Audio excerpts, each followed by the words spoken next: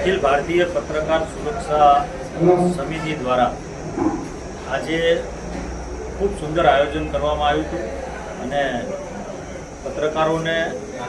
नवुं संगठननी नियुक्ति पण करवामां आई अने निमणूक पत्रक वितरणनो जे आयोजन हतुं तेनी अंदर उपस्थित रहेવાનો मोको मळ्यो। साथे ज जे रीते पत्रकारों द्वारा एमना प्रमुख अने अध्यक्षों द्वारा जे बात थी एनी रजूआतो हती के रजूआत आ प्रकारनी होवी जोईए एमनी जे मागणीओ हती ए मागणीओ खास करीने के जेમને જે વ્યવસ્થા મળવી જોઈએ, રક્ષણ મળવું જોઈએ, વીમા મળવા જોઈએ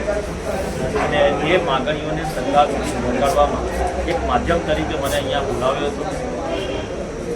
અને આવનારા દિવસોની અંદર મોટા પ્રમાણમાં પત્રકારોનું ગુજરાતની અંદર સંમેલન થવાનું પણ છે। સાથે જ સિનિયર પત્રકારોએ માર્ગદર્શન પણ પૂરું પાડ્યું હતું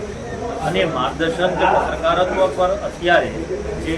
કહેવાય એઆઈનો જમાનો આવ્યો છે, એઆઈના જમાનાની અંદર સોશિયલ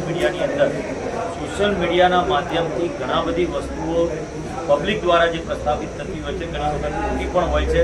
તેના કારણે પત્રકારો પર ક્યાંક ને ક્યાંક તકલીફો ઊભી થતી હોય। આજે તમામ વસ્તુઓની ચર્ચા થઈ અને છેલ્લે પરામર્શ એવો છે કે ભાઈ પત્રકારોએ છે અને સત્યતા સાથે પબ્લિક સાથે જોડાઈને પબ્લિકને સાચા સમાચાર અને કડીનું ભરીને પબ્લિકની માગણીઓને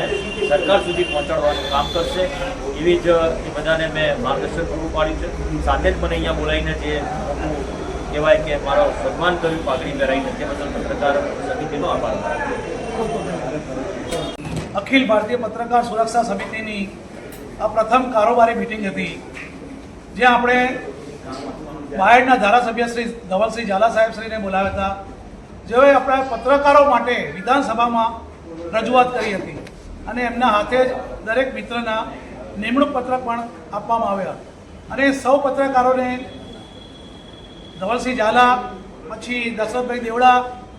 અને આપણા રાષ્ટ્રીય અધ્યક્ષ બાબુભાઈએ બહુ સારી વાતચીત કરી અને પત્રકારોના હિત માટે